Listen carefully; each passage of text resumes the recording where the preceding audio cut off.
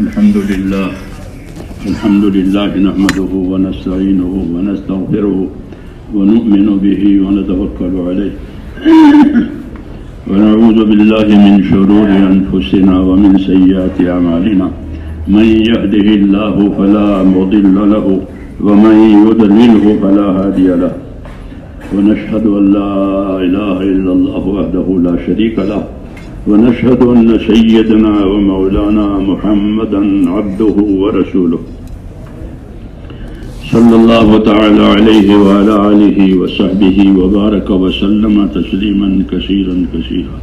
اللهم زدنا نبينا محمدا صلى الله عليه وسلم بما هو أهله وزين الأنبياء كلهم خيرا وسلام على المرسلين والحمد لله رب العالمين. اللهم ألهمنا مراشد أمورنا وأعذنا من شرور أنفسنا.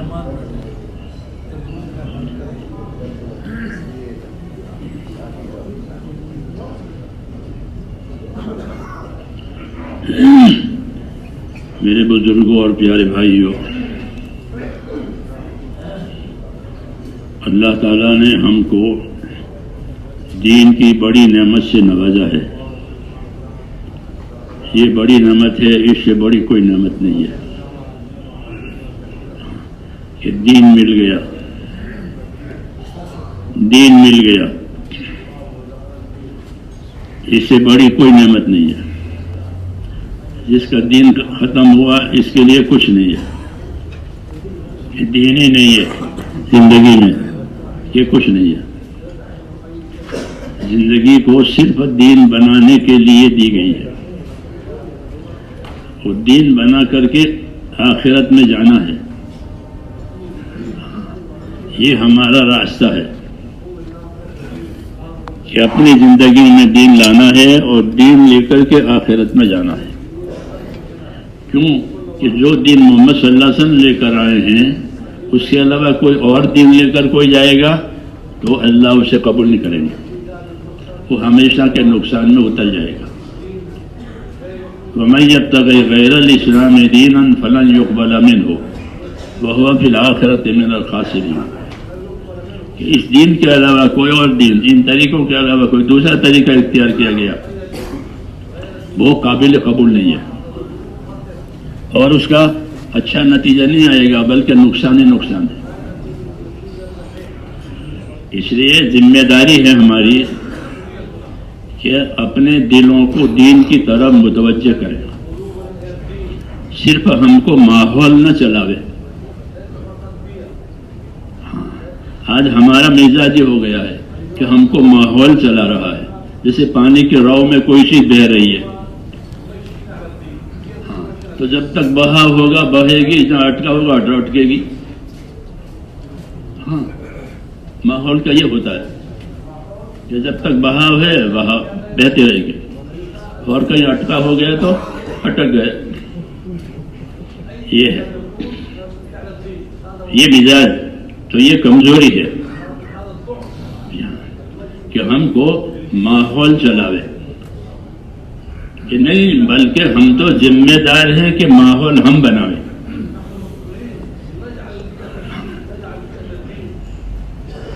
صحابہ دو قسم کے تھے. ایک وہ جو سابقین اولین میں ہے، جنہوں نے آپ صلی اللہ علیہ وسلم کی بات ماننے میں سبقت اور پہل کی ہے. ان کو سابقین اولین کہتے ہیں. دوسری قسم ان حضرات کی ہے کہ وہ مکہ فتح ہو گیا، ماحول میں آسانی آ گئی، اس کے بعد دین میں داخل ہوئے. صحابی وہ بھی ہے، ان کا بھی درجہ ہے. مگر اللہ تعالیٰ نے ان دونوں گروہوں میں فرق کیا ہے کہ یہ دونوں برابر نہیں ہیں. لا يستوي منكم من انفق من قبل الفتح وقاتل اولئك اعظم درجة من الذين انفقوا من بعد وقاتلوا. تم میں جو آدمی فتح مکہ سے پہلے انہوں نے سبقت کی ہے ایمان لانے میں، ہجرت کرنے میں. کیوں کہ انہوں نے حبشہ کی بھی ہجرت کی تھی کہ یہاں ماحول سازگار نہیں ہوا، یہاں ظلم ہو رہا ہے، دین پر چلنا آسان نہیں ہو رہا ہے. تو وہ حبشہ چلے گئے. وہ پتہ نہیں کتنے سال تک حبشہ رہے, کوئی 40 دن 4 مہینے نہیں. ہاں, ابو موسیٰ اشعری تو حبشہ سے خیبر کے موقع پر آئے, یعنی 7 ہجری میں آئے, مدینہ جانے کے بھی 7 سال کے بعد آئے حبشہ سے. پتہ نہیں کب تک رہے ہوں گے. تو کہا کہ جنہوں نے پہل کی ہے وہ, اور جنہوں نے راستہ بننے کے بعد, ماحول بننے کے بعد شرکت کی اور ایمان لائے, یہ دونوں برابر نہیں ہیں. ان دونوں میں فرق ہے.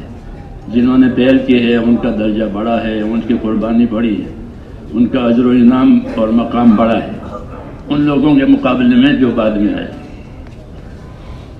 تو سبقت کرنے والے ان میں اور ان میں فرق کیا ہے. اس لیے کہ دین کا یہی تقاضا ہے کہ اپنے آپ کو اگر ماحول نہیں ہے تو ہم ماحول بنائیں. ہم ماحول بنائیں اور وہ طاقت جو ہم کو دین کے کام پر لگائے گی وہ ایک ہی طاقت ہے, اور وہ ہے آخرت کی فکر. آخرت کی جو فکر ہے وہ ہی چلائے گی صحیح. اگر آخرت کی فکر نہیں ہے, ہم کو ماحول چلا رہا ہے, تو پھر حالات آنے پر پاؤں پھسلنے کا اندیشہ ہے. حالات ہوتے ہیں, استقبال کے حالات ہوتے ہیں, استدبار کے حالات ہوتے ہیں.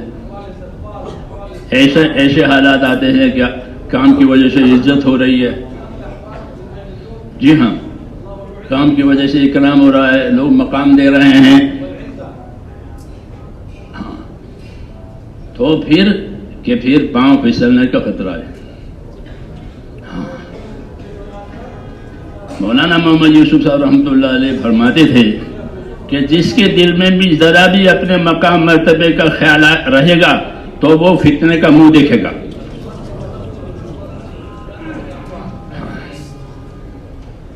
کیونکہ یہ کام اس لیے نہیں ہے کہ اپنی حیثیت بڑھائی جائے, یہ کام تو اس لیے ہے کہ دین کی حیثیت بڑھ جائے.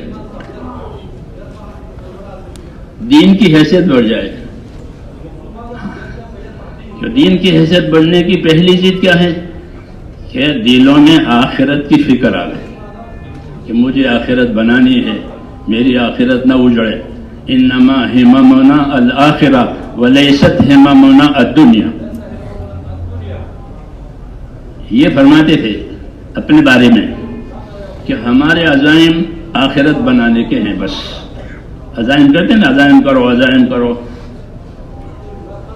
تو وہ کس چیز کے عزائم کرتے تھے کہ میری آخرت بن جائے, میری آخرت بن جائے. آخرت کا دھیان جتنا ہوگا اتنا دنیا کی زمینوں سے, دنیا کی زینت سے, دنیا کے عزت مقام سے آدمی کو یکسوئی ہوگی, ورنہ اس کو یکسوئی نہیں ہوگی. ہاں, وہ ان جھمیلوں میں پھنس جائے گا. اس لیے ہر آدمی یہ دیکھے وَلْتَنْظُرْ نَفْسٌ مَا قَدَّمَتْ لِغَدٍ. یہ دعوت دی ہے مجھ کو بھی, آپ کو بھی, سب کو کہ وَلْتَنْظُرْ نَفْسٌ مَا قَدَّمَتْ لِغَدٍ. ہر آدمی یہ دیکھ رہے ہے کہ آنے والی کل کے لیے اس نے کیا تیاری کی ہے. یہ سوچے ہر آدمی کہ میں نے آنے والی کل کے لیے کیا تیاری کی ہے. آنے والی کل اس کی موت ہے یا قیامت ہے, کیونکہ آدمی کی موت بھی قیامت ہے. قیامت کی 2 قسمیں ہیں, ایک قیامت صغریٰ, ایک قیامت کبریٰ. قیامت صغریٰ ہر آدمی کی موت ہے. من مات فقط قامت قیامتہ, جو مرا اس کی قیامت قائم ہو گئی. جو مرا اس کی قیامت قائم ہو گئی. انفرادی قیامت, اس کو قیامت صغریٰ کہتے ہیں, وہ ہر آدمی کی موت ہے.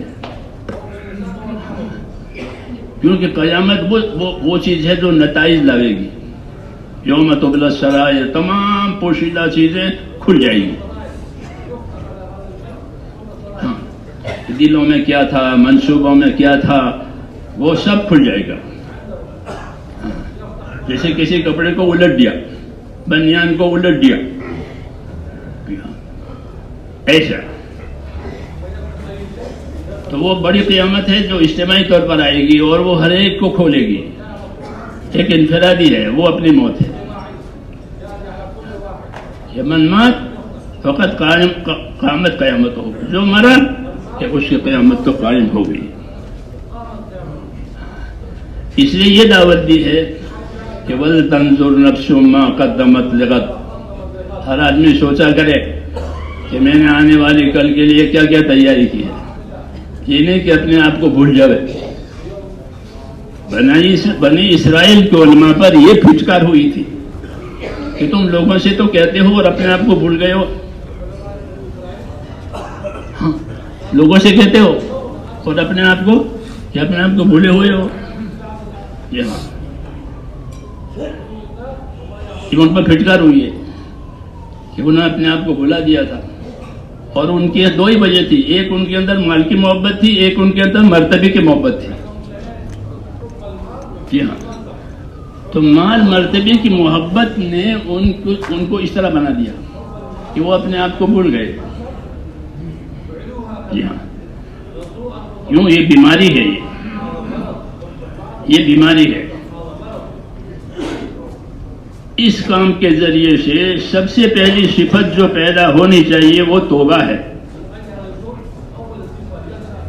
توبہ ہے. توبہ اندر آئے کہ میں قصوروار ہوں. قرآن پاک میں ان لوگوں کو جان مال کے بیچ کر جنہوں نے جنت خریدی ہے، ان اللہ اشتری من المؤمنین انفسهم واموالهم بان لهم الجنہ، کہ اللہ تعالیٰ نے مسلمانوں کے جان مال کو جنت کے بدلے میں خرید لیا. تو یہ جان مال کے بدلے میں جنت خریدنے والے کی صفتیں کیا ہوگی؟ تو بعد کی آیت میں ہے سب سے پہلے التائبون العابدون، کہ وہ توبہ کرنے والے ہیں.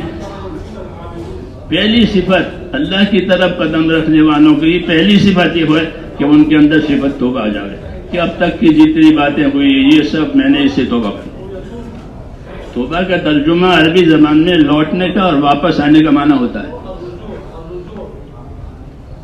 التوبہ العودہ، توبہ کی کیا معنی ہے؟ اللہ کی طرف لوٹنا. اب تک گمراہ تھا، بھٹکا ہوا تھا، غلط راستے پر تھا، اب میں آ گیا. اب میں نے توبہ کر لی ہے. اب سوائے اللہ کے اور آخرت کے میرے سامنے کچھ نہیں ہوگا. یہ توبہ. اس لیے التائبون العابدون کہ پہلے توبہ کی صفت آئے گی، پھر عبادت کی صفت آئے گی کہ عبادت کرے گا. ہاں، عبادت کرے گا، کیونکہ دعوت جو ہوتی ہے وہ عبادت زندہ کرنے کے لیے ہوتی ہے، جس طرح اذان نماز کے لیے ہوتی ہے. وضو نماز کے لیے ہوتا ہے، وضو کے لیے نہیں ہوتا. وضو کے لیے نہیں ہوتا کہ وضو کیا کرو، مکروہ ہے. علماء نے لکھا ہے ایک مرتبہ وضو کیا ہے اور 2 رکعت بھی نہیں پڑھی پھر دوسرا وضو کرے، مکروہ ہے. کیوں؟ کہ وضو تو نماز کے لیے ہے اور اذان کس کے لیے ہے؟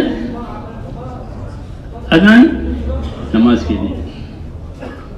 ایسے میرے دوستو دعوت عبادت کے لیے، دعوت عبادت کے لیے. ہاں، کہ جان مال بیچ کر کے جنت خریدنے والوں کی پہلی صفت کہ وہ توبہ، کہ بس اب تو اللہ کی طرف متوجہ ہو گئے، تمام دوسری چیزیں اس سے اپنے آپ کو خالی کر لیا. اب توبہ کرنی ہے، توبہ پر باقی رہنا ہے.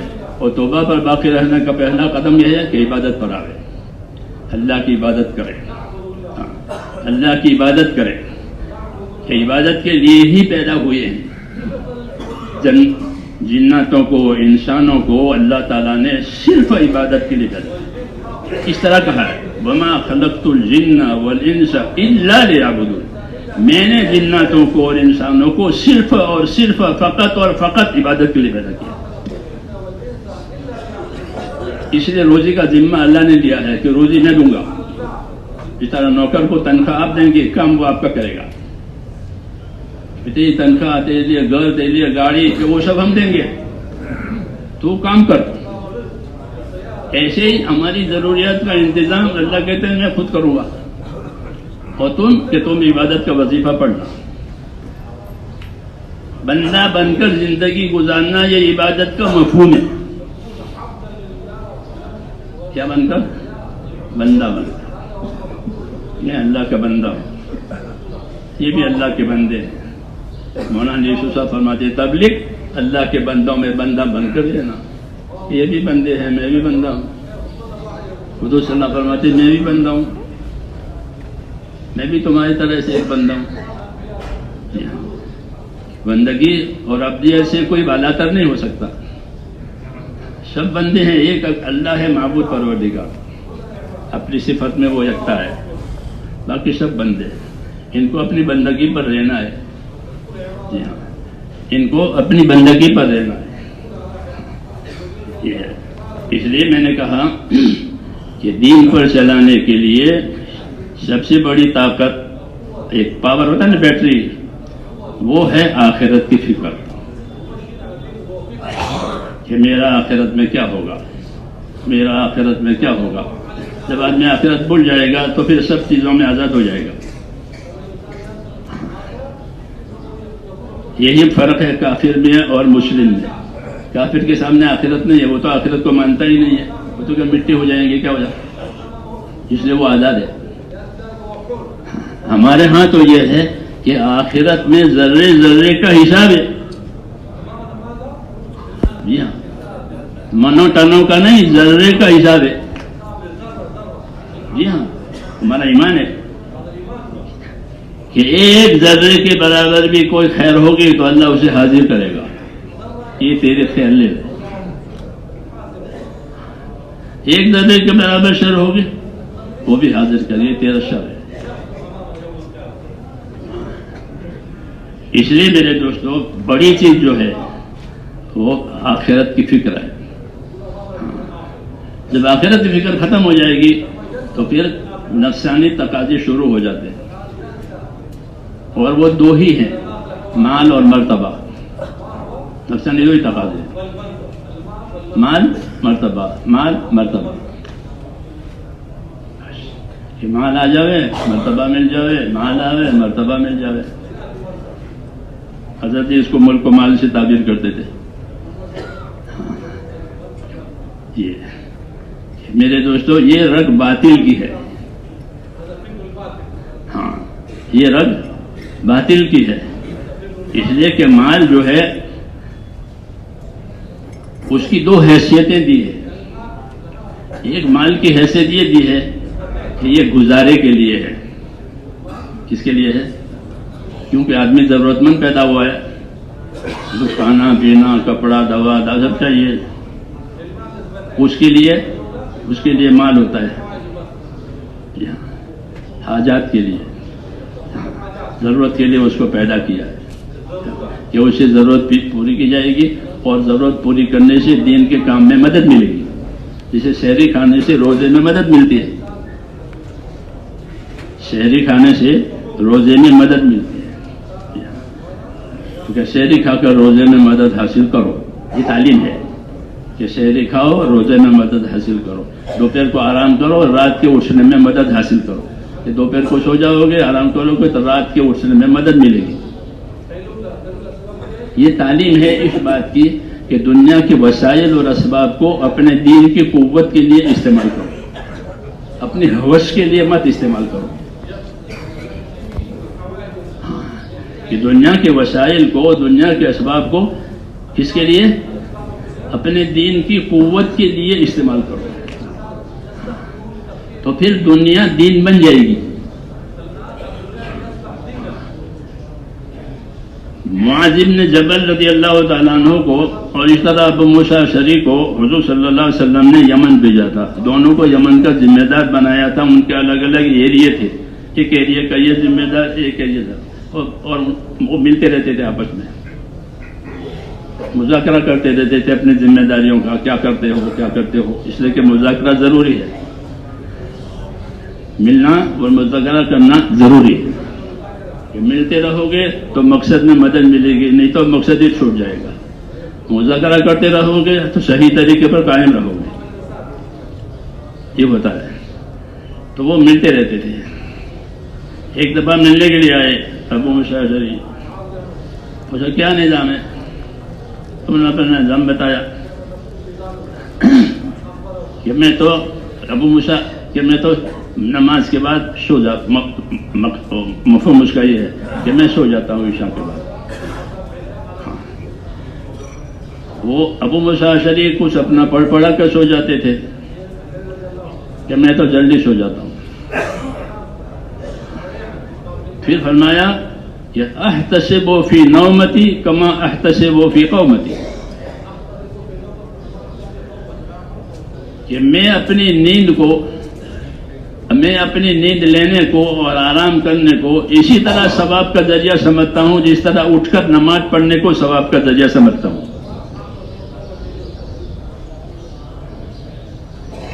سمجھ بات آتا ہے. صحابہ کی زندگی سمجھنے کی بہت ضرورت ہے، ورنہ روٹین ہے. حضرت جی فرماتے تھے کہ جو کچھ مجھے امت سے کہنا ہے وہ میں نے حیات الصحابہ میں کہہ دیا ہے.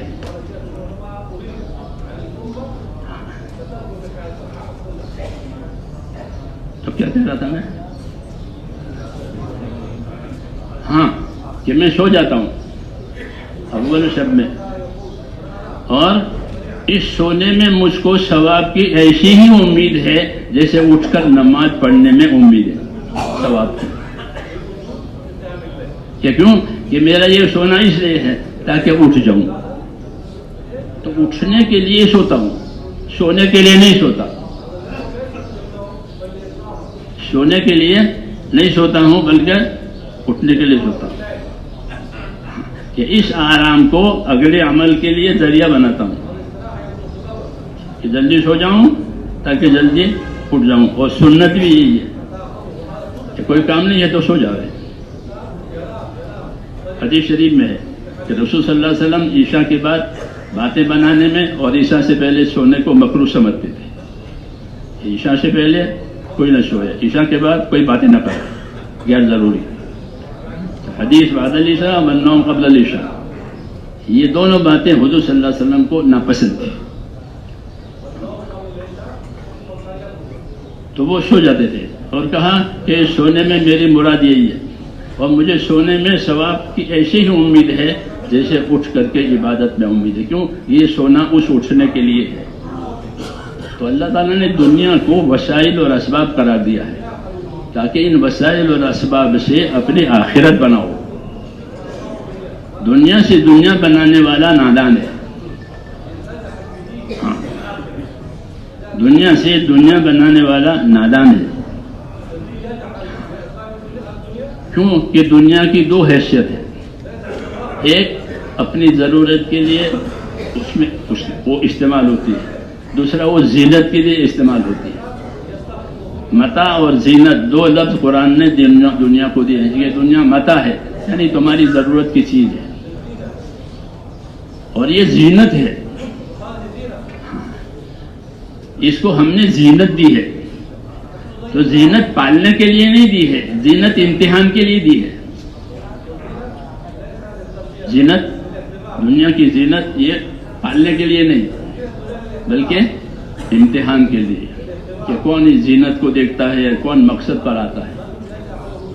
جی ہاں، انا جعلنا ما علی الارض زینۃ لها لنبلوهم ایہم احسن عملا.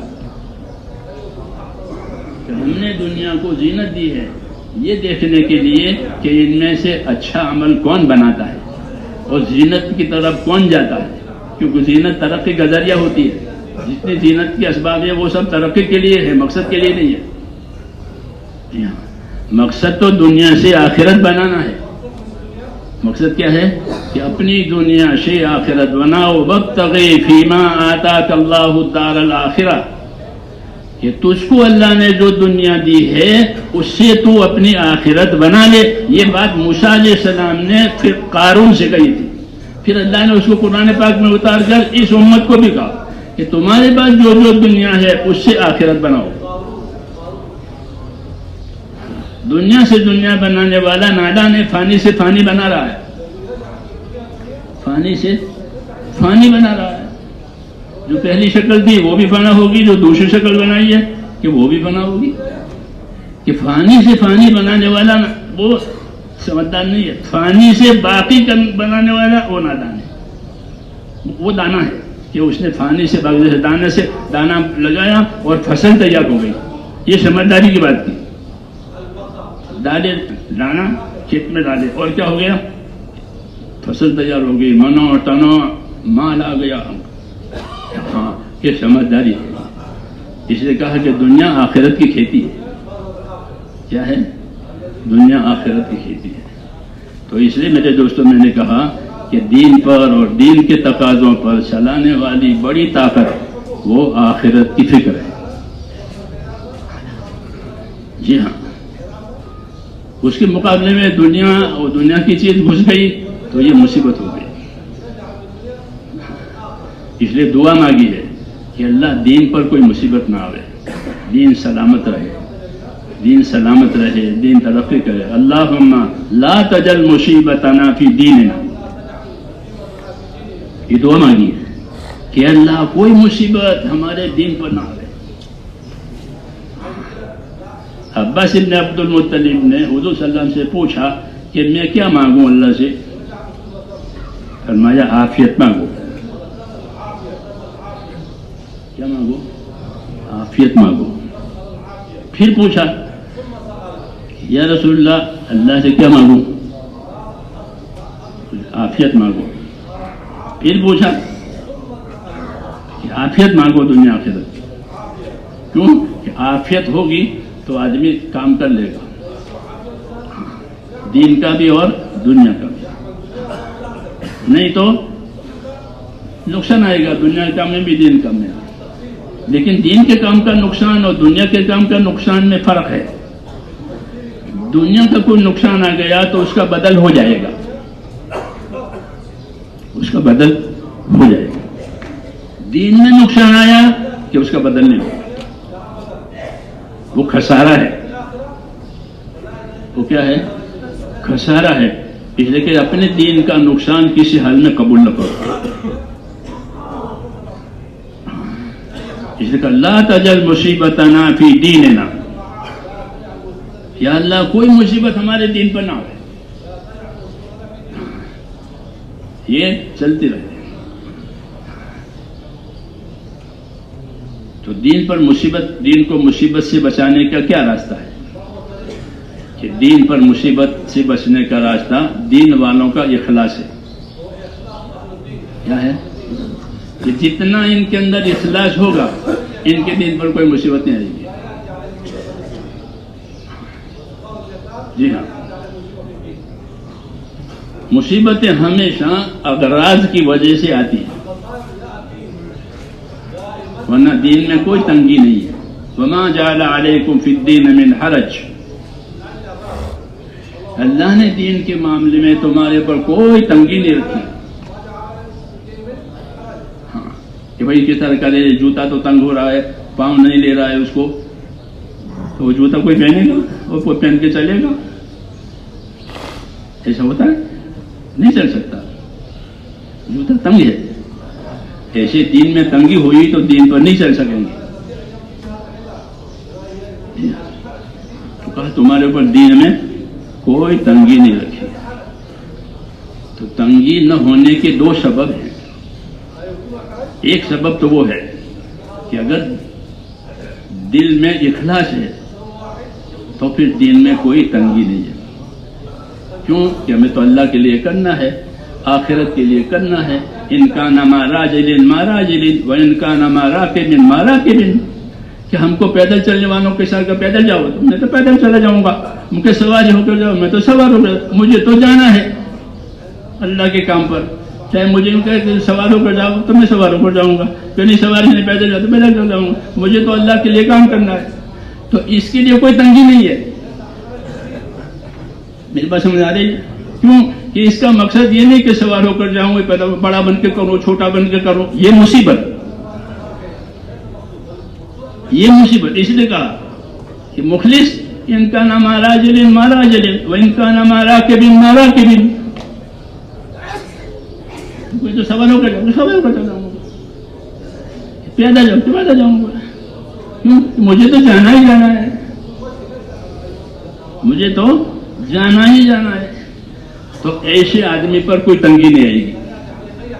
اس کی اخلاص کی وجہ سے اس کے لیے ہر وقت راستہ کھلا ہوا ہے. سمجھ میں آئی بات؟ تو مذہب میں تنگی نہ آنے کا ایک ذریعہ مخلصین کا اخلاص ہے. پھر ان کے لیے کوئی جھگڑا ہی نہیں ہے, ان کے لیے کوئی تناؤ نہیں ہے, کوئی جھگڑا نہیں ہے. جس میں نہیں کہ پیادہ چل جاؤں گا, سواری چلوں گا, جانا ہی جانا ہے. تو دین میں تنگی نہ ہونے کا ایک سبب یہ ہوتا ہے کیا کہ اخلاص ہے, کام کرنا ہے, آخرت بنانی ہے, پھر کوئی تنگی نہیں ہے, پھر کوئی تنگی نہیں ہے. ہاں یہ بات ضرور ہوگی کہ آخرت کے کاموں میں اللہ نے ناگواریاں رکھی ہیں. حدیث میں ہے کہ جنت کے راستے میں ناگواریاں ہیں اور جہنم کے راستے میں خواہشات ہیں. جہنم کے راستے میں خواہشات ہیں, منشاہیاں ہیں. حفت الجنت بالمکارہ وحفت النار بالشہوات. یہ جنت پر تو ناگواریوں کے پردے ہیں, اپنے نفس کے خلاف کرنا, ہاں, اور اپنے آپ کو پابند کرنا, جو کہے ہے وہی کرنا, دوسرا نہیں کرنا. یہ جنت کا راستہ ہے. ہاں, وہ اللہ کے سامنے جھکا ہوا ہے, جو حکم ہوگا میں وہی کروں گا. مولانا جی ایسا فرماتے تھے کہ جنت تو متواضعین کی جگہ ہے, متکبرین کی جگہ نہیں. کس کی جگہ ہے؟ متواضعین, اپنے آپ کو پست کرنے والے, اپنے آپ کو نیچا کرنے والے, اپنے آپ کو تابعداری کرنے والے. یہ جنت ان کی جگہ ہے, متواضعین کی جگہ ہے.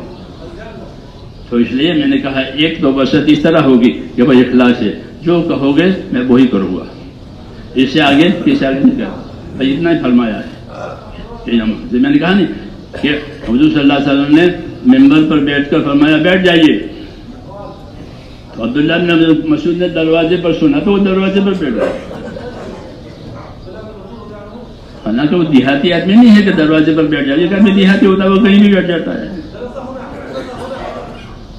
وہ دیہاتی نہیں ہے, امت کا بہت بڑا فقیہ ہے, بہت بڑا عالم ہے. تو دروازے بیٹھ گئے. یہ کیوں کہ بیٹھنے کا حکم سنا تو نبی کے حکم کے بعد آگے نہیں بڑھ سکتے. لا تقدموا بین یدی اللہ ورسولہ, نبی کے حکم سے آگے نہیں بڑھا کرتے تھے. کہا تو وہ وہیں بیٹھ گئے.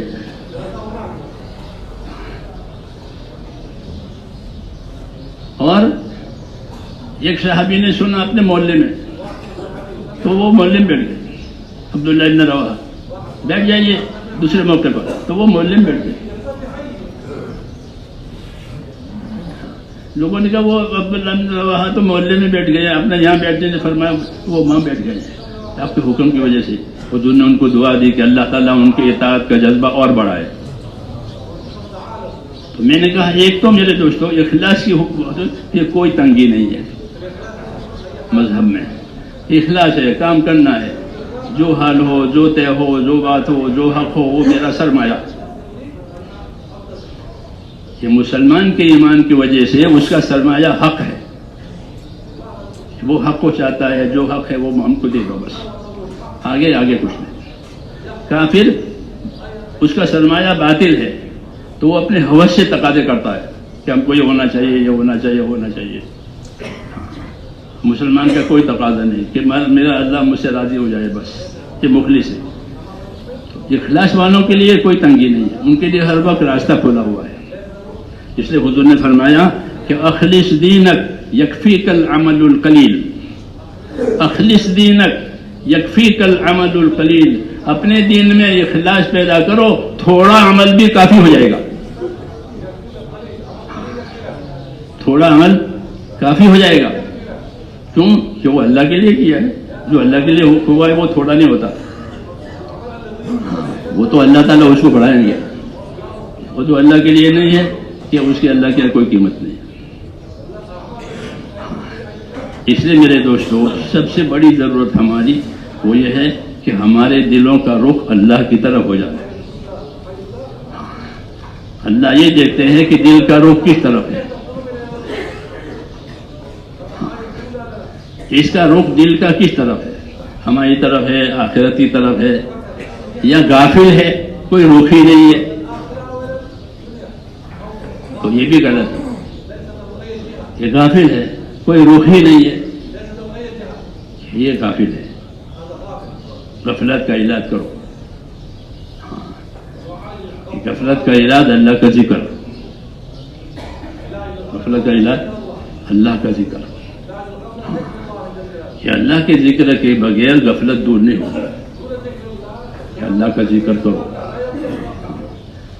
کہ اللہ کا ذکر, علم و ذکر دو صفتیں ہمارے کام میں ہیں.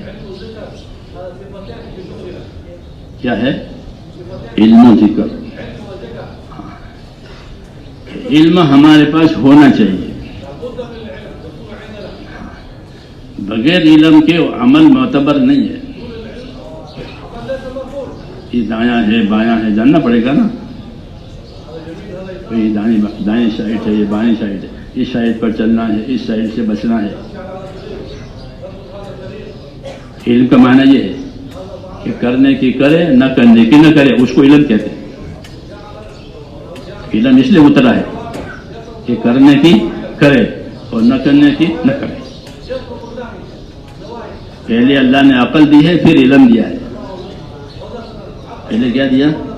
کیونکہ عقل نہیں ہوگی تو نہیں سمجھے گا. پاگل ہے, بچہ ہے, وہ کیا سمجھے.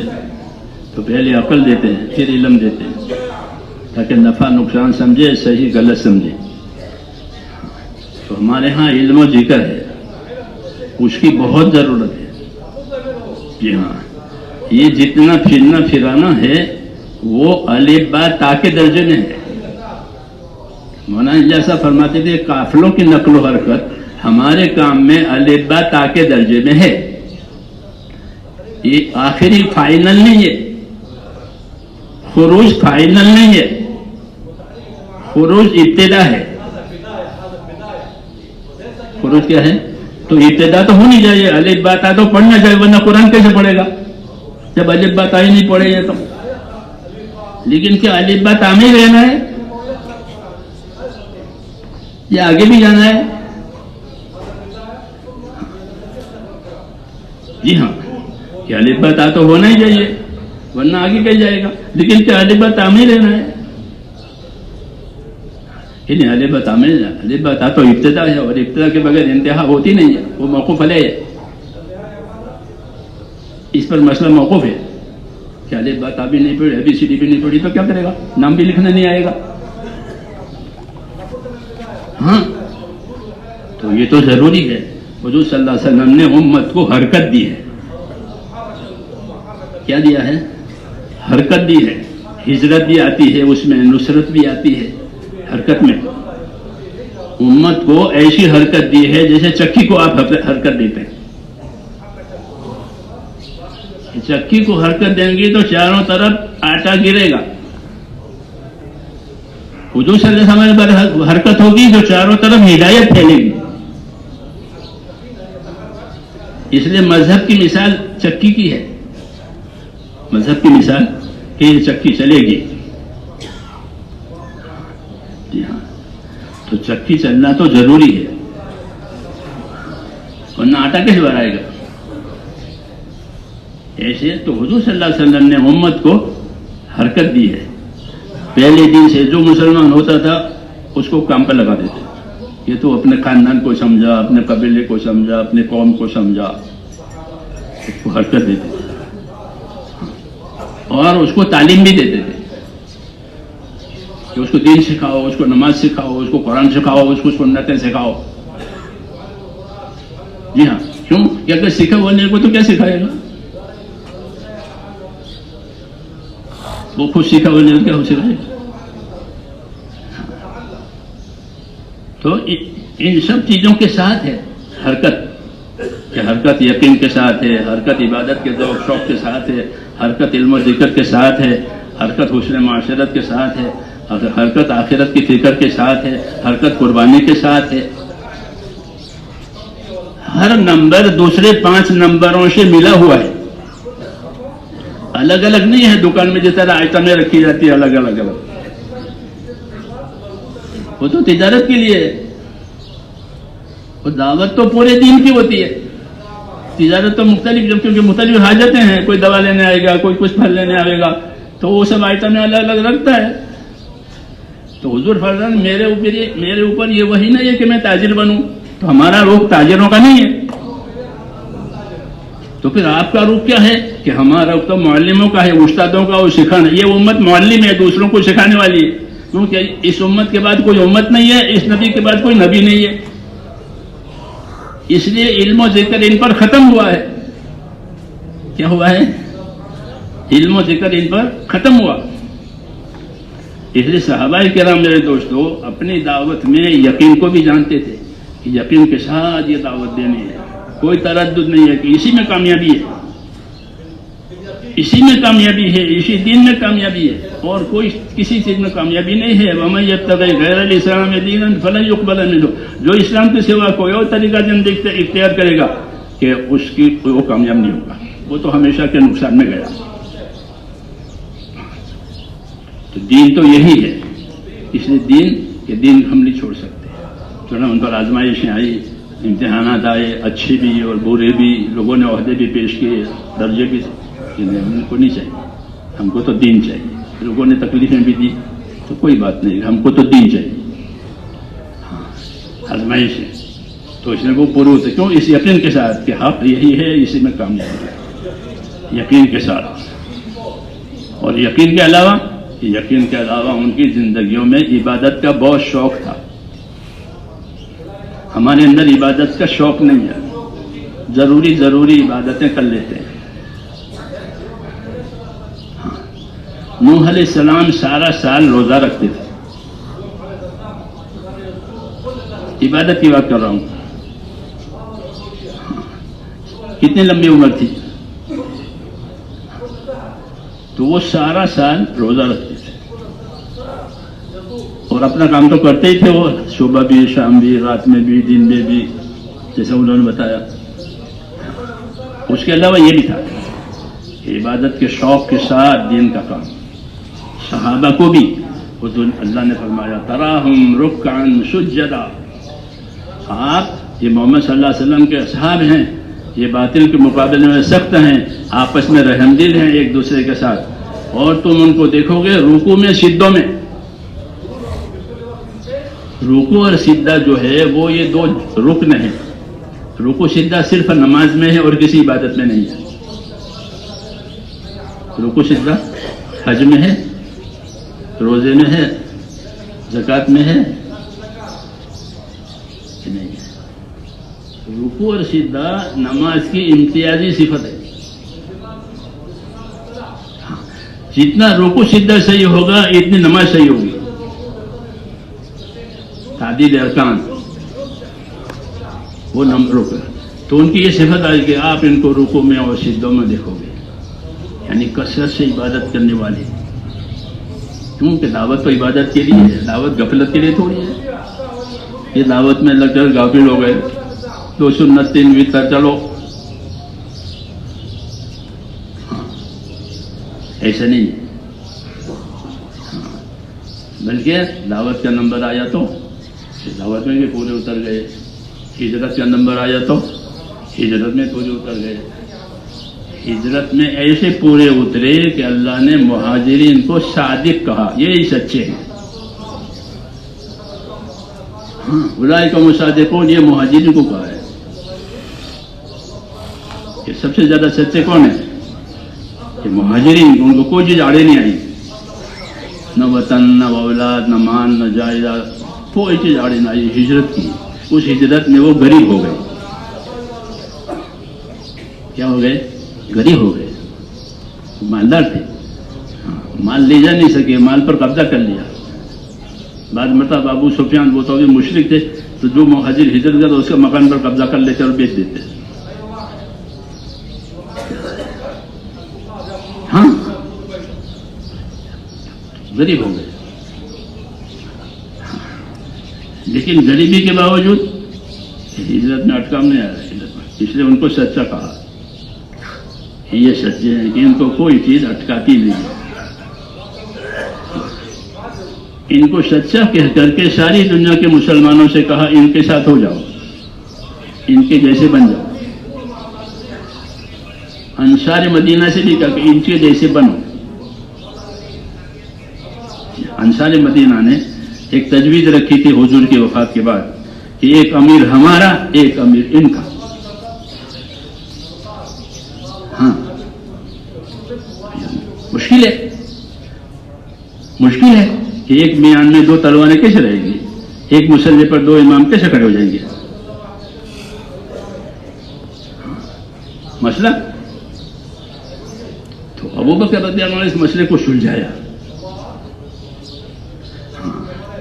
مسائل کے سلجھانے کا طریقہ ہے دوسرے کے فضائل کا اقرار کرنا، دوسرے کی بزرگی کا اقرار کرنا، اپنی ترجیح ثابت کرنا نہیں کہ نہیں ہمارا پہلا ہے، ہمارا پہلا. یہ دوسرے کی بزرگی، دوسرے کا کمال، اس کا اقرار کرو کہ ہاں کمال تو آپ کا ہی ہے، بزرگی آپ کی ہے، باقی مسئلہ یوں ہے. تو ابو کیا کھڑے ہو گئے اور انصار کے جتنے فضائل قرآن حدیث میں تھے سب سنائے کہ تم پہلے میزبان ہو مسلمانوں کے بھی اور اللہ کے نبی کے بھی، اور تم نے اپنی نصرت کو ایثار تک پہنچایا. کہاں تک پہنچایا؟ ایثار. ایک ہوتا ہے انصاف، ایک ہوتا ہے احسان، ایک ہوتا ہے ایثار. یہ تین درجے ہیں قربانی کے اور حق ادا کرنے کے. انصاف جو اپنے لیے پسند کرے وہ دوسرا، تو انصاف یہ تو ضروری ہے. دوسرا احسان کہ اپنی طرف سے فائدہ پہنچایا اور اس سے فائدہ نہیں لیا. اور تیسرا ایثار ہے. ایثار کا معنی ہے کہ اپنی ضرورت کا بھی خیال نہیں کیا، اپنی تنگی تکلیف کا بھی خیال کیا، لیکن دوسروں کو دے دیا. اس کو کہتے ہیں. تو انسانوں نے ایثار سے کام لیا، بہت اونچا ہے. اللہ نے ان کی تعریف کی. تو ابو بکر رضی اللہ عنہ ان کے فضائل اور ان کے مناقب کا اقرار کیا کہ تمہارے اندر یہ خوبیاں ہیں، یہ خوبیاں ہیں، یہ خوبیاں ہیں، تمہارا درجہ ہے، تم نے رسول صلی اللہ علیہ وسلم کی مہمانی کی ہے، مسلمانوں کو آسرا دیا ہے، ہاں وغیرہ وغیرہ. باقی ایک بات یاد رکھو کہ اللہ تعالیٰ نے مہاجرین سے فرمایا ہے کہ یہ لوگ سچے ہیں، یہ لوگ سچے ہیں. اولئک هم الصادقون، یہ لوگ سچے ہیں.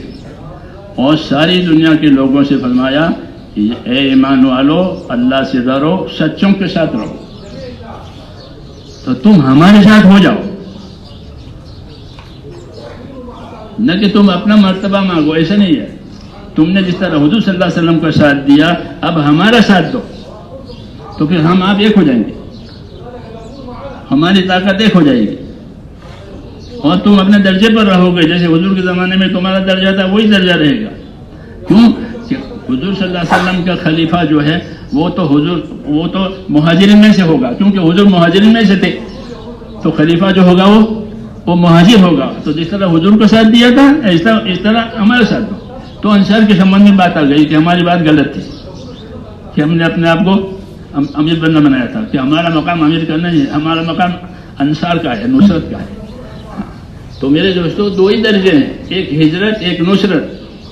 ہجرت تو ختم ہو گئی مکہ فتح ہونے کے بعد، اب ہجرت نہیں ہے. اب کیا ہے کہ نصرت ہے. اب نصرت ہے کہ اپنے دین کے مددگار بنو، جہاں بھی دین کا کام ہو رہا ہے اس کا ساتھ دو، اس کو قوت پہنچاؤ. اس کی طرف کوئی نقصان آ رہا ہے تو اسے نقصان کو دفع کرو، لیکن کام کو بگڑنے نہ دو، نصرت کرو. تو نصرت کا فریضہ ہمارے اوپر قائم ہوا ہے. حضور صلی اللہ علیہ وسلم فرماتے تھے کہ اگر ہجرت نہ ہوتی تو میں بھی انصاری ہوتا، کیونکہ انصاری ہونے سے بڑھ کر کوئی درجہ نہیں ہے امت میں، یا مہاجر ہے یا انصار ہے. تو ہجرت تو ختم ہو گئی، مکہ فتح ہو گیا. تو اب کیا رہا نصرت رہی. اس لیے فرمایا ہجرت نہ ہوتی تو میں بھی انصاری ہوتا. اس لیے اب ہر مسلمان کے لیے شرف یہ ہے کہ وہ اپنے دین کا مددگار بنے، رکاوٹ نہ ڈالے. رکاوٹ ڈالنا حضور کے زمانے میں منافقوں کا کام تھا. وہ طرح طرح کے ہیلے بنا کر رکاوٹیں ڈالتے تھے اور حضور صلی اللہ علیہ وسلم صبر کرتے تھے. پھر وہ نفاق ختم ہو گیا. اب کوئی منافق نہیں ہے حضور کے بعد. کوئی منافق یا مسلم ہے یا کافر ہے، ختم. تو نفاق ختم ہو گیا. اور حضور صلی اللہ علیہ وسلم نفاق کی طرف سے بہت برداشت کیا، لیکن وہ ختم ہو گیا. اب کون ہے؟ یا ایمان ہے یا کفر ہے.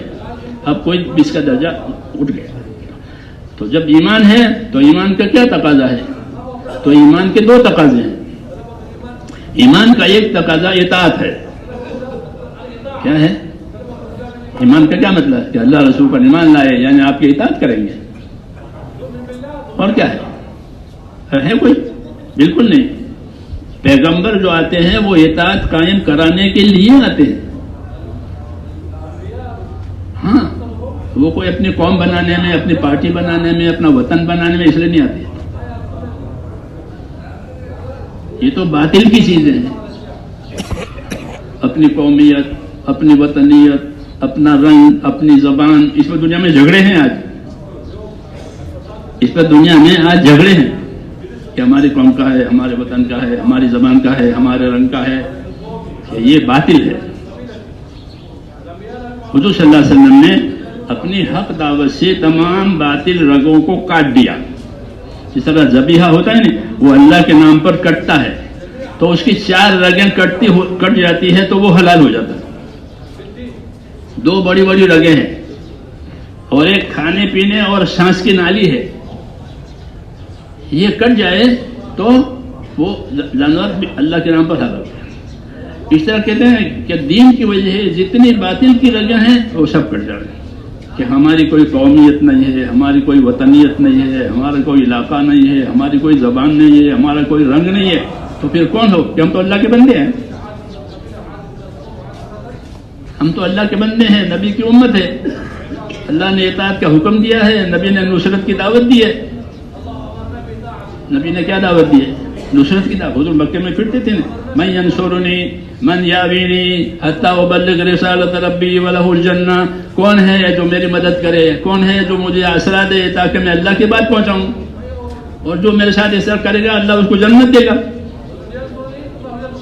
تو اللہ تعالیٰ کے نبی صلی اللہ علیہ وسلم نے لوگوں سے نصرت مانگی ہے. کیا مانگی ہے؟ یہ نہیں کہ نبی کو نبی مان کے چھوڑ دیا کہ ہم نے آپ کو نبی مان لیا، جاؤ اپنا کام کرو. ایسا ہے کہ نہ، کہ نبی کو نبی مان کر کے نبی کے کام میں مددگار بننا ہے، اطاعت کرنی ہے، نصرت کرنی ہے. یہ ذمہ داری ہے. میری بات سمجھ میں آ رہی ہے یا بیٹھے بیٹھے سو گئے؟ ہاں، اطاعت کرنی ہے. کس کی؟ اللہ رسول کی. اور اطاعت ہر حال میں کرنی ہے. جیسے میں نے کل کہا تھا نہیں پرسوں، اطاعت ہر حال میں کریں گے. وہی اطاعت معتبر ہے، وقتی نہیں. وقتی اطاعت منافقین کرتے تھے.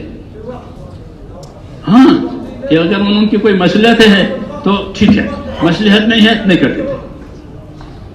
حضور صلی اللہ علیہ وسلم عہد میں تشریف لے گئے، ان کو پسند نہیں آئی تو وہ اپنے آدمیوں کو لے کر واپس آ گئے کہ ہم تمہارا ساتھ نہیں دیتے. تو وہ اطاعت میں نہیں ہے. وہ جو مخلصین تھے وہ تو اطاعت پر جم گئے کہ جو ہوگا ہم تو اطاعت کریں گے. تو اس لیے اطاعت یہ تو ہر امتی پر ہے کہ وہ اپنے نبی کی اطاعت کرے. دوسرا، اپنے نبی کے کام کا مددگار بنے. جی چاہے تو، جی نہ چاہے تو، کوئی پوچھے تو، کوئی نہ پوچھے تو. کوئی نہیں پوچھتا کہ تم پوچھو کہ بھائی مجھے کیا کرنا ہے، میرے ذمہ کوئی کام ہے؟ ہاں، مجھے کیا کرنا ہے؟ جیسے نوکر ہوتا ہے بھائی، میں نوکر بہت سے کھڑے نہیں رہتے، مزدور اپنے اوزار لے کر کے کہ بھائی کوئی کام ہو تو ہم تیار ہیں، کوئی کام ہو تیار ہے. کیوں کہ ہر آدمی کو دین کا کام اپنے لیے کرنا ہے، دوسروں کے لیے نہیں کرنا ہے. جیسے روزی اپنے لیے کمانی ہے تو وہ اپنے آپ کو مزدوری میں پیش کرتا ہے کہ میں تیار ہوں، مجھے لے جاؤ. اس طرح ہر آدمی کو دین کا کام اپنے دین کے لیے کرنا ہے، لوگوں کے لیے نہیں۔ لوگوں کے لیے تو تجارت ہوتی ہے، وہ مال لاتا ہے اور اپنے مال سے نفع کماتا ہے۔ ہمیں لوگوں سے کوئی نفع نہیں لینا ہے، ہمیں تو ایک امانت ہے، اس کی حفاظت بھی کرنی ہے، اس کی مدد بھی کرنی ہے کہ اس کی کتنی حفاظت ہے، کہ تمہارے پاس کتنا دین ہے، کتنا دین ہے۔ وہ قبر میں پوچھیں کہ کتنا دین ہے، تو دین کی حفاظت سے زندگی میں دین آئے گا، دین کی حفاظت سے زندگی میں دین آئے گا، دین کی استقامت سے زندگی میں دین آئے گا، اور دین کی نصرت سے دنیا میں دین پھیلے گا، دین کی نصرت سے دنیا میں دین پھیلے گا۔ اور یہ دونوں ذمہ داری ہے، اپنی زندگی میں کتنا دین آیا وہ اپنی استقامت سے آئے گا، کہ سیکھا بھی، سمجھا بھی، پوچھا بھی، یاد بھی کیا، عمل بھی کیا کہ یہ تیرا دین ہے، یہ تیرے ساتھ قبر میں جائے گا۔ اور دنیا میں کتنا دین آئے گا کہ وہ نصرت سے آئے گا، اس لیے کہ کہیں بھی دین کا کام ہو رہا ہو میں اس کا مددگار ہوں۔ مولانا مدنی رحمۃ اللہ علیہ کے بارے میں ہم سبق پڑھتے تھے، تو ایک دن فرمایا، وہ انگریزوں سے لڑے ہوئے نا ہندوستان آزاد کرنے کے لیے، تو فرمایا ہم تو انگریزوں کی مخالفت میں کوئی کتا بھی جاتا ہے تو کتے کا بھی ساتھ دیں گے، کیوں کہ وہ ہمارے کام میں مددگار ہوئے تھے، کتا انگریزوں کو کاٹنے جا رہا ہے تو اچھا ہے، ہم تو کتے کا بھی ساتھ دیں گے، کیونکہ ہمارے مقصد میں اس کی مدد ہو رہی ہے کہ ہمارا ایک دشمن جو ہے وہ جا رہا ہے۔ یہ کب ہوتا ہے؟ جب آدمی کے سامنے اپنا مقصد ہی ہو، اور اگر اپنی حیثیت ہوگی، مقصد نہیں ہوگا، اپنی حیثیت ہوگی تو ضرور اختلاف ہوگا۔ ہمیشہ اختلاف حیثیتوں نے کیا ہے، مذہب نے نہیں۔ مذہب تو ایک میٹھا پانی ہے، میٹھے پانی میں کس کو اختلاف ہوگا؟ اس کا پینا ضروری ہے، اس کا حاصل کرنا ضروری ہے، کھیتی کے لیے بھی اور اپنے لیے بھی اور تعمیر کے لیے بھی، ہر کام میں پانی۔ پانی کس کام میں؟ ہر کام میں۔ تعمیر کرنا ہو تو بھی پانی چاہیے، کھیتی کرنی ہو تو بھی پانی چاہیے، پیاس لگی ہے کہ تو بھی پانی چاہیے، پانی کے بغیر آبادی نہیں ہے۔ تو پانی کی تو ہر وقت ضروری ہے، ہر حال میں ضروری ہے۔ حضور فرماتے ہیں اللہ نے جو مجھے دین و ہدایت دیا ہے وہ تو بارش کے پانی کی طرح سے ہر ایک کے لیے ضروری ہے، ہر ایک کے لیے ضروری ہے کہ وہ اپنے دین کا اپنے آپ کو پابند کرے، وہ اس کے ساتھ قبر میں جائے گا۔ وہ دوسرا اپنے دین کا اپنے آپ کو مددگار بناوے تاکہ دنیا میں دین کو جگہ ملے۔ یہ دونوں ذمہ داریاں ہیں، اور یہ دونوں ذمہ داریاں آخرت کے لیے کرنی ہے۔ کس کے لیے؟ آخرت کے لیے۔ ہمارے سامنے تو آخرت ہے، ہم تو آخرت کے لیے جو بھی کام مجھے کہا جائے گا میں آخرت کے لیے کروں گا، میری آخرت بنے گی۔ کیوں کہ جس سے آخرت نہیں بنی اس کا تو زبردست نقصان ہوا، کہ اپنی دنیا اپنے دین کے ذریعے سے دنیا بنائی، کہ یہ سب زیادہ محروم ہے جو دین کے ذریعے دنیا بنا رہا ہے، دین کے ذریعے دنیا بنا رہا ہے، کہ یہ سب زیادہ محروم ہے کہ دین کے لیے دین کے ذریعے دنیا سے نہیں بنانی، بلکہ دنیا کو دین کے لیے استعمال کرنا ہے۔ ہاں، دنیا وسائل اور اسباب ہیں، اور اسباب کسی طاقت کے لیے ہوتے ہیں، تو اللہ تعالیٰ نے دنیا کے اسباب کو دین کی مدد کے لیے دیے، کہ دین میں چلنے کے لیے اپنے اسباب سے مدد حاصل کرو، اور دین کی مدد بھی کرو تمہارے اسباب سے، اس کو نصرت کہتے ہیں۔ تو نصرت کا دروازہ قیامت تک کھلا ہوا ہے۔ ہجرت کا دروازہ مکہ فتح ہونے کے بعد بند ہو گیا، وہ ہجرت فرض تھی، مکے سے مدینہ جانا، وہ ختم ہو گیا، مکہ فتح ہو گیا، وہیں اسلام آ گیا۔ اس لیے مکے والے بعد مسلمان ہوئے نئے، انہوں نے کہا ہجرت کریں، کہ نہ بھائی ہجرت ختم ہو گئی، ہجرت ختم ہو، لیکن نصرت کہ وہ نصرت باقی ہے۔ ہاں، کہ ہر مسلمان اپنے دین کا مددگار بنے، اور جو جان مال اللہ تعالیٰ نے ان کو دیے ہیں وہ نصرت کے لیے دیے۔ اس کے لیے کہ مسلمانوں کا مال جان کہاں لگے گا؟ کہ سب سے پہلے اعلاء کلمت اللہ پر لگے گا۔ مسلمان کے جان مال سب سے پہلے کہاں لگیں گے؟ اعلاء کلمت اللہ، اللہ کے کلمے کو پھیلانے کے لیے۔ یہ اللہ کے دین کے امانت دار ہیں. جی ہاں، یہ تو ان کے جان مال سب سے پہلے اعلاء کلمت اللہ پر لگیں گے. دوسرے نمبر میں اللہ کے فرائض ادا کرنے پر لگیں گے. مالدار ہے تو زکات دے پوری پوری، حج پوری پورا کرے، تندرستی ہے تو تندرستی والی عبادت کرے. ہاں، تو فرائض ادا کرنے کے لیے ہے، اعلاء کلمت اللہ کے لیے، فرائض ادا کرنے کے لیے. اور تیسرے نمبر میں کہ اللہ کے بندوں کے ساتھ حسن سلوک کرنے کے لیے. اس کو اخلاق کہتے ہیں. کیا کہتے ہیں؟ اخلاق کہتے ہیں. کہ میری جان مال سے دوسروں کو نفع ہو جائے، کہ نبیوں کے اخلاق ہے. مجھے کسی سے نفع نہیں لینا ہے. تو تیسرے نمبر میں حسن معاشرت، کہ میری جان مال سے دوسروں کو فائدہ ہو جائے، کسی کو میری طرف سے نقصان نہ ہو. اور چوتھے نمبر میں کہ اپنی جان مال سے اپنی ضرورت پوری کرو، تجارت کرو، مزدوری کرو، کھیتی کرو اپنے اسباب سے، تاکہ کسی کے محتاج نہ بنو. کیونکہ سوال کرنا اسلام میں منع ہے. کسی سے مانگنا، کسی سے امید رکھنا، یہ منع ہے. اس لیے کہتے ہیں کماؤ. کیا کرو؟ کماؤ، اپنی ضرورت پوری کرو، اور ضرورت کے بعد جو بچے اسے دوسروں کے ساتھ حسن سلوک کرو، اب تک کہ آخرت بن جائے. یہ پروگرام ہے جان مال کا. جی ہاں، کہ کماؤ. حضور صلی اللہ علیہ وسلم کمانے کی ترغیب دیتے تھے کہ مانگنا منع ہے، لوگوں کے مال پر لالچ کرنا منع ہے. مستقل باب ہے حیات الصحابہ میں کہ حضور صلی اللہ علیہ وسلم مال آتا تھا تو رد کر دیتے تھے یا ضرورت کے بقدر لے لیتے. ایک آدمی آیا تو ایک میڈا لایا، شہد لایا، گھی لایا، کہ ہدیہ لایا ہوں. تو گھی اور پنیر لے لیا اور میڈا واپس کیا. جی ہاں، واپس کر دیا.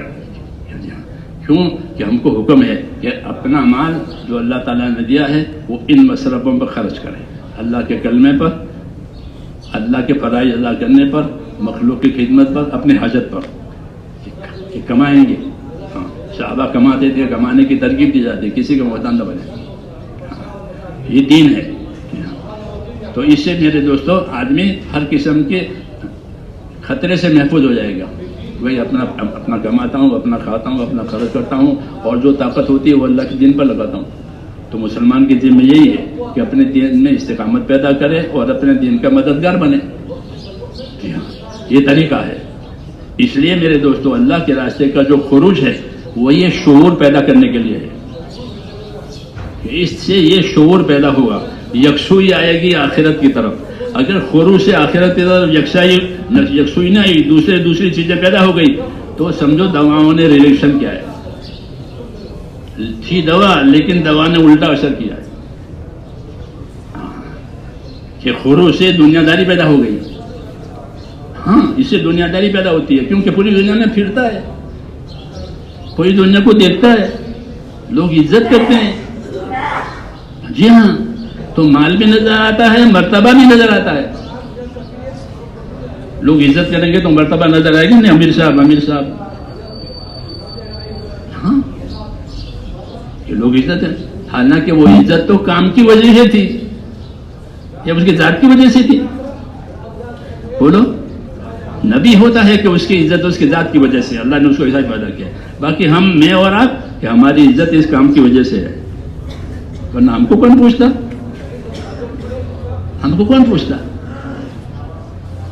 تو ہماری عزت جو ہے وہ کام کی وجہ سے. لیکن جب یہ چیز اوجھل ہو جاتی ہے تو وہ عزت وہ اپنی ذات کا سمجھتا ہے. پھر یہ جگہ کی بات ہو گئی. ورنہ تو ہم کے اکرام مسلم، ہر مسلمان کا اکرام کرو. بس جہاں ایمان آوے وہاں اکرام ہے، جہاں ایمان وہاں اکرام ہے. لیکن جب یہ بات نہیں ہوگی تو پھر دوسری بات پیدا ہو جائے گی. ہاں، اس لیے میرے دوستو اللہ کے راستے کے نکلنے کا بڑا اثر کہ ہمارے اندر اپنے کام کے لیے اور آخرت کے کام کے لیے یکسوئی آ جائے. بھائی ہم تو اسی کام کے لیے ہیں، اسی کام کو کریں گے اور ہر حال میں کریں گے. کیونکہ حال تو امتحان کے لیے ہوتا ہے، کامیابی کے لیے نہیں ہوتا. حالات آتے ہیں، اچھے حالات بھی آتے ہیں، ناگوار حالات بھی آتے ہیں، وہ تو امتحان کے لیے آتے ہیں، وہ تو گزر جائیں گے. جس زمانے گزر گئی تندرستی گزر گئی، بیماری آ گئی، بڑھاپا آتے ہیں، تو حال تو گزرنے کے لیے ہوتا ہے. یہ دیکھا جائے گا کہ اس حال میں کیا عمل کیا، وہ عمل باقی رہے گا، حال گزر جائے گا. حال پر مسئلہ نہیں ہے بلکہ عمل پر اور حکم پر مسئلہ ہے. اس لیے اطاعت کا حکم دیا ہے کہ ہر حال کے اطاعت، تو وہ یکسوئی ہو جاتی ہے اللہ کے راستے میں پھرنے سے. اور ان کے اندر جو اصول ہیں کام کے، اس اصول میں تربیت کا اثر ہے. کس کا؟ تربیت کا اثر ہے. ان اصولوں کی پابندی سے تربیت ہوگی تو نفس میں صلاح آئے گی. اور یہ بات یاد رکھو کہ ہر آدمی پر اپنی اصلاح واجب ہے. جیسے کپڑے پاک رکھنا واجب ہے نہیں ہے، اور بدن پاک رکھنا واجب ہے نہیں ہے، نہیں تو عبادت کیسے کرے گا؟ کپڑے ناپاک ہے، بدن ناپاک ہے، عبادت ہوگی کہ نہیں ہوگی؟ ایسے نفس کی اصلاح ضروری ہے. اگر نفس کی اصلاح نہیں ہوئی تو پھر نفسانیت پھیلے گی. کیا پھیلے گی؟ نفسانیت پھیلے گی. دنیا کی تمام تحریکیں نفسانیت پر ہے. کس پر ہے؟ اپنی برتری، اپنے بڑائی، اپنے علاقے کی بڑائی، اپنے قوم کی بڑائی، اس پر ہے. وہ ہماری، ہم تو اللہ کی بڑائی بیان کریں گے. پہلا نمبر، یہ کون بڑا؟ کون بڑا؟ اللہ بڑا، اور کوئی بڑا نہیں ہے. کسی کے لیے بڑائی نہیں ہے. کسی کے لیے بڑائی نہیں ہے. تو بڑائی کس کے لیے ہے؟ اللہ کے لیے. اور ہم بندے ہیں، ہم بندے ہیں بس. اور جب بندے ہیں تو اللہ تعالیٰ جو کہے گا وہ کریں گے. اللہ جس میں راضی ہوگا وہ کریں گے، اللہ جسے ناراض ہے وہ نہیں کریں گے. یہ ابدیت ہوئی. یہ کیا ہوئی؟ ابدیت، بندہ پن. جو اللہ راضی ہے وہ کریں گے، ناراض نہیں کریں گے، چاہے ہمارا جی چاہے نہ جی چاہے. تو اس لیے میرے دوستو حیات الصحابہ میں ہے کہ خروج عن شہوت، کہ نکلنا اللہ کے راستے میں خواہشوں میں سے نکلنا. کس میں سے؟ یا مکہ مدینے سے نکلنا، یا رائے سے نکلنا، یا دلی سے نکلنا. یہ مطلب ہے کہ شہروں میں سے، گھروں میں سے نکلنا مقصود نہیں ہے. مقصود کیا ہے؟ اپنی خواہش میں سے نکل گیا. اب جو حکم ہوگا وہ کرے گا. جیسے جانور، اس کو سکھاتے ہیں گھوڑے کو، بیل کو، پھر وہ اپنی خواہش پر نہیں ہوتا.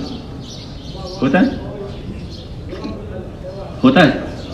نہیں چلتا. وہ اپنی مرضی پر، مالک کی مرضی پر چلتا ہے. ہاتھی بھی ہمارے ہاں ہاتھی لے کے پھرتے ہیں وہ غیر مسلم، تو برابر بائیں سائڈ پر ہاتھی چلتا ہے. جیسے گاڑیاں چلتی ہیں، وہ تو اوپر سویا ہوا ہے، ہاں، اور یہ جا رہا ہے ڈولتا ہوا. اتنا بڑا جانور ہے. کیوں؟ کہ اس میں تابعداری آ گئی. کیا ہے؟ تابعداری آ گئی. اس کو انقیاد کہتے ہیں. تابعداری ہو گئی، جو مالک کہے گا وہ کرے گی. اس کو اصلاح کہتے ہیں کہ آدمی کی اصلاح ہو گئی تو اس کے سامنے اللہ کا حکم ہوتا ہے. بس کیا ہوتا ہے؟ اور اصلاح نہیں ہوئی تو پھر دوسری باتیں پیدا ہوگی. نزاع ہوگا. نزاع، اس کو نزاع کھینچتا، اس کو کہتے ہیں نزاع. جب نزاع آیا تو وہ عمل دنیا بن گیا. جس عمل میں نزاع آیا وہ عمل دنیا بنا، وہ دین نہیں. یہ لکھا علماء نے کتابوں میں کہ جس عمل میں نزاع آیا، جھگڑا آیا، وہ دنیا ہو گئی، وہ دین نہیں رہا. چاہے اپنے آپ کو دیندار سمجھا کرے، مگر وہ نظام میں پڑا ہوا ہے، جی ہاں، اور اپنے کام سے الگ ہے، تو کہ وہ نظام، وہ دنیا دار ہے.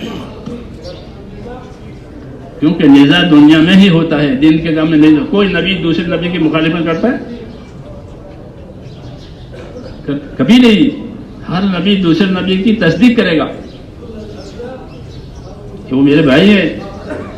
حضور نے فرمایا، جی ہاں، سمجھے نہیں کہ یونس، حضرت یونس کا ذکر آیا کہ وہ یونس میرے بھائی ہیں، نبی ہیں. جی ہاں. تو ایسے یہ دین کے کام کے جتنے شعبے ہیں، سارے تبلیغ ہو، تدریس ہو، تعلیم ہو، کہ وہ سب ہمارے شعبے ہیں. ہم اسی کو زندہ کرنے کے لیے پھر رہے ہیں. ہم خالی 4 مہینے والے نہیں پیدا کرنا چاہتے ہیں کہ 4 مہینے والے اور سال والے پیدا ہو جائیں، کہ نہیں، دین کی حفاظت کرنے والے، دین کی مدد کرنے والے پیدا کرنا ہے. اس لیے دین کا کام جہاں بھی ہو رہا ہو وہ ہمارا ہے. سمجھ میں آئی بات؟ ہاں، میں افریقہ گیا تھا ان کے یہاں، کوئی بات آئی تھی تو میں نے ان سے کہا کہ ہم تمام نبیوں پر ایمان لاتے ہیں، آدم علیہ السلام سے لے کر کے حضور السلام تک. ایمان مفصل میں تمام نبیوں پر ایمان ہے. یہ سب نبی سچے ہیں، اللہ کے بھیجے ہوئے ہیں، ان کے طریقے بھی سچے ہیں، ان کی دعوت بھی سچی، ان کا سچا تو سب نبیوں کو مانیں گے، پیروی اپنے نبی کی کریں گے. ٹھیک ہے نا؟ ہاں، ہمارا نبی بھی سچا ہے، تو نبی تو سب سچے ہیں، تو ان سب کو سچ ماننا اور پیروی کسی کرنا. ایسے دنیا میں جتنی دینی خدمتیں ہیں وہ سب حق ہے، اہل حق کی ہے. ہم اس کے قدردان ہیں، ہم اس کے لیے دعا کریں گے اور اپنے کام کو کام بنا کر کریں گے. اپنے کام کو کہ بھائی میرا یہ کام ہے، باقی جتنے کام دینی ہے میں ان کا مددگار ہوں، میں ان کے لیے دعا کرتا ہوں، میں ان کے لیے مالی مدد کر سکتا ہوں، میں مالی مدد بھی کروں گا، ان کو تعاون کروں گا، ان کی رکاوٹیں دور کروں گا. کیوں کہ حق کی مدد کرنا ضروری ہے، کہیں بھی ہو، کسی شکل میں بھی ہو، کہ حق کی مدد کرو اور ناحق کی مدد کسی حال میں مت کرو، حق کی مدد کرو. تو یہ سب طریقے حق ہیں جو ہو رہے ہیں. جو تمام انبیاء حق پر ہیں، تو ہم سب کو حق پر سمجھتے ہیں اور پیروی کسی کریں گے؟ اپنے نبی کی. ایسے جتنے دینی کام ہیں کہ ہم اس کے قدردان ہیں، وہ حق ہے، ہم ان کے مددگار ہیں، ان کی مدد بھی کریں گے، ساتھ بھی دیں گے، اور اپنے کام کو کام بنا دیں گے. یہ اسلم طریقہ ہے. کیا ہے کہ اس میں اپنے مقصد پر قیام بھی ہے اور دوسرے دینی کاموں کی مدد بھی ہے. تو ہم کو تمام دینی کاموں کی مدد کا ثواب ملے گا. جی ہاں، مدرسہ والوں کو جو ثواب ملتا ہے، ہم ان کے مددگار ہیں، تو ہم کو بھی وہی ثواب ملے گا. ایسے جتنے دینی کام ہیں ان کا ثواب ہم کو ملے گا. کیوں؟ ہم اس کے مددگار ہیں، ہم اس کے بھلا چاہنے والے ہیں. تعاون کی وجہ سے وہ دعا کرنے کے، اللہ ان کے لیے دعا کرو کہ اللہ تعالیٰ ان کے کاموں کو ترقی دے. تو دعا کرنا اور جو دینی کام ہو رہے ہیں اس کی قدر کرنا، یہ 2 باتیں حضور صلی اللہ علیہ وسلم نے بتائی تھی. مہاجرین نے انصار کے بارے میں یہ کہا کہ یا رسول اللہ، یہ انصار نے بڑی قربانیاں دی ہیں، گھر بھی اور زمین بھی اور شہید بھی، ان کی تعداد زیادہ. تو یہ تو سب اپنا حصہ ثواب کا لے گئے، ہمیں کیا ملے گا؟ ہم کو تو انہوں نے آرام پہنچایا. تو یہ آگے نکل گئے، ان کو یہی ایک دوسرے آگے نکلنے میں آخرت کے کاموں کے آگے دیکھتے، دنیا کے کاموں میں نہیں. تو یہ تو آخرت کاموں میں سارا درجہ ان کو مل جائے، ہمیں کیا ملے گا؟ کہ گھر بھی دیے انہوں نے، عورتیں بھی دینے کے لیے تیار ہوئے، زمین جائیداد. آپ نے فرمایا تم کو بھی مل سکتا ہے 2 شرطوں کے ساتھ. کتنی بڑی سنت جاری کی حضور نے. ایک یہ ہے کہ تم ان کی قدر کرو. ایک تو قدر نہ کرے، حسد کرے کہ بھئی ان کی ترقی ہو رہی ہے، یہ آگے بڑھ رہے ہیں، یہ پہ حسد کہ یہ تو حرام ہے، یہ تو ہے ہی نہیں، یہ تو جہنم کی چیز ہے. حسد نہیں کرنا، بلکہ کیا کرنا کہ ان کی قدر کرو کہ انہوں نے ہم کو آسرا دیا، انہوں نے راستہ بنایا، مدینہ منورہ میں آنے ٹھکانہ بنایا، اور ان کے شہداء بھی زیادہ ہیں، ان کی قربانی بھی زیادہ ہے. تو ان کے لیے دعا کرو، اللہ ان کو جزائے خیر دے، اللہ ان کو ترقی دے. اور ان کی تعریف کرو. کیا کرو؟ ان کی تعریف کرو، ان کی قدر کرو. جب ان کی قدر کرو گے، ان کے حق میں دعا مانگو گے، تو تمہیں وہی اجر و انعام ملے گا جو ان کو ملتا ہے. یہ پوری امت کے لیے ایک بہترین راستہ کھل گیا کہ یہ کام میں نہیں کر سکتا ہوں، یہ کر سکتا ہے، تو کیا میں اس کے ساتھ حسد کروں کہ ہر وقت یہی ہے، ہر وقت یہی ہے؟ کہ نہ، میں ان کے لیے دعا کروں. کیا کرو کہ اللہ تو اس کو اخلاص دے، اس کو استقامت دے، اس کو آسانی دے، اس کو ترقی دے، اس کو خیر کا ذریعہ بنا دے۔ تو جب ان نیکوں کے لیے اور نیکی کا کام کرنے والوں کے لیے دعا گو بنو گے، قدر کرو گے، تو جو ان کو اللہ دیتا ہے وہ آپ کو دے گا۔ میں ملکوں میں نہیں جا سکتا، لیکن جو لوگ ملکوں میں جا رہے ہیں ان کے لیے کیا کہ ان کی قدر کرے کہ اللہ ان کے مال میں برکت دے، اللہ ان کی زندگی میں برکت دے، ان کی قربانی کو اللہ قبول فرماوے، ان کو ہدایت کا ذریعہ بناوے، کہ یہ اس اپنے اور خدا کے بیچ میں کہ یہ میرے بھائی ہیں اور یہ کام کر رہے ہیں، مجھ سے ہوتا نہیں ہے، تو یہ دعا کرنے والا، قدر کرنے والا اس کے ثواب میں برابر ہے۔ یہ راستہ بتایا، یہ نہیں کہ ہریفائی کرے، حسد کرے، پارٹی بناوے، کہ یہ تو حرام ہے، اس کا مذہب سے کوئی تعلق ہی نہیں۔ یہ تو یہود نصارہ کا طریقہ تھا، انہوں نے پارٹیاں بنائی ہے، سمجھ میں نہیں بات۔ اس لیے میرے دوستو ہمیشہ اللہ تعالیٰ سے دعا مانگنی چاہیے۔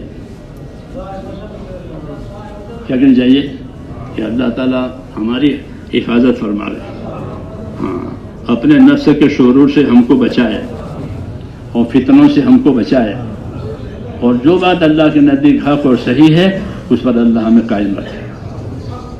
ہاں، ہمیشہ اپنے آپ کو الزام دینا چاہیے، دوسرے کو الزام نہ کہ اس نے کیا، اس نے کیا، کہ میری غلطی ہے، میری غلطی ہے۔ اس لیے کہتے تھے صحابہ کہ اپنے آپ کو الزام نہ ہوگے تو کوئی جھگڑا نہیں ہوگا، وہ یہ غلطی کر رہے میری غلطی ہے تو کوئی جھگڑا نہیں، اسی غلطی ہے، اس نے کیا ہے تو جھگڑا ہوگا۔ ہاں، تو وہ یہ کہتے تھے اتہموا انفسکم، اپنی ذات کو الزام دو کہ بھئی ہماری غلطی ہے کہ ہم یہ نہیں کر سکے، اس کی وجہ سے یہ ہوا، تو پھر کوئی جھگڑا نہیں ہوگا۔ اور اپنی غلطی کا اقرار کرنے کی وجہ سے آدمی ترقی کرے گا، جو غلطی کا اقرار کرتا ہے اس کی ترقی ہوتی ہے، اور جو غلطی پر اصرار کرتا ہے وہ گرتا ہے۔ قاعدہ ہے، اصرار کرنے والا گرے گا، وہ ضد پر ہے، اور اپنی غلطی کا اقرار کرنے والا کہ اس کے اللہ ترقی دیں گے۔ تو ہمارے ہاں یہی ہے کہ انا المعترف بذنبی، میں اپنے گناہوں کا اقرار کرنے والا ہوں۔ حدیث کی دعاؤں میں انا المعترف بذنبی، اے اللہ میں اپنے گناہوں کا اقرار کرنے والا ہوں، اسألک مسألۃ المسکین، میں ایک مسکین غریب کی طرح آپ سے مانگتا ہوں اپنے حاجت کی۔ ایسی دعا مانگی ہے۔ ہاں، یہ سب چیزیں ہمارے علم و ذکر میں آ جاتی ہے، اس لیے علم و ذکر پر ہماری نگاہ نہیں ہے آج۔ جی ہاں، اس کی کمیاں ظاہر ہو رہی ہے۔ حالانکہ ہماری دعوت میں تو علم و ذکر ایسا ہے جو گاڑی کے دو پہیے، مننجے سب کہتے تھے ہماری دعوت میں علم و ذکر ایسے ہیں جو گاڑی کے دو پہیے کے بغیر کے چلے گی، چلے گی، علم و ذکر سے چلے گی، پھر ترقی ہوگی اس کے اندر، نہیں تو روٹین ہو جائے گا۔ اللہ ہمیں اس کی توفیق عطا فرمائے۔ اس لیے اللہ تعالیٰ سے صحیح مانگنا چاہیے کہ اللہ جو چیز صحیح ہے وہ ہمیں عطا فرمائے۔ اللہم ارنا الحق حقا وارزقنا اتباعہ، نہیں دعا اللہم ارنا الحق حقا وارزقنا اتباعہ وارنا الباطل باطلا وارزقنا اجتنابہ، اے اللہ جو حق ہے اس کی توفیق دے، اس کی اتباع کرنے کی توفیق دے، وہ جو باطل ہے اس سے ہماری حفاظت۔ اللہ مجھے بھی نصیب فرمائے، آپ کو بھی نصیب فرمائے۔ دعاؤں کا خوب اہتمام کرے، یہ زمانہ دعا مانگنے کا ہے۔ ہاں، یہ زمانہ دعا مانگنا ہے، حالات کا علاج دعاؤں کے بغیر نہیں ہے، کیونکہ حالت اللہ کی طرف سے آتے ہیں، تو اٹھاوے گا کون اس کو؟ کہ اللہ اٹھاوے گا۔ اس لیے یہ زمانہ اللہ کی طرف متوجہ ہونے کا ہے اور استغفار کی کثرت کا ہے، کہ کثرت سے اپنے گناہوں کی معافی مانگے اور اللہ تعالیٰ سے مانگے دعا۔ اللہ کے لیے کوئی مشکل نہیں ہے، اللہ کے لیے کوئی رکاوٹ نہیں ہے، اللہ تعالیٰ زمین آسمان کا مالک ہے۔ کون مالک ہے؟ تو کس کی چلے گی؟ کہ مالک کی چلتی ہے، مالک کی چلتی ہے، دوسرے کی تھوڑی چلے گی۔ تو ہم بھائی صاحب کہتے تھے کہ اللہ تعالیٰ سے کراؤ تم کیا کرو گے، یہ کہتے تھے ہم لوگوں سے کہ اللہ سے کراؤ تم کیا کرو گے۔ ہمارے تو کیا طاقت ہے، وہ تو جس کا کام ہے وہ کرے گا، کام کس کا ہے تو وہ کرے گا اپنا کام، اور تم کو استعمال کر کے تم کو شرف اور عزت دے گا کہ فلاں علاقے کی دینداری فلاں جماعت کے ذریعے سے ہوئی ہے، حالانکہ وہ اللہ سے ہوئی ہے، لیکن اللہ نے اپنا کام ان سے کرایا اور عزت بھی دی۔ ہاں، سمجھ میں نہیں ہوا؟ تو اللہ کام بھی کرائیں گے اور عزت بھی دیں گے.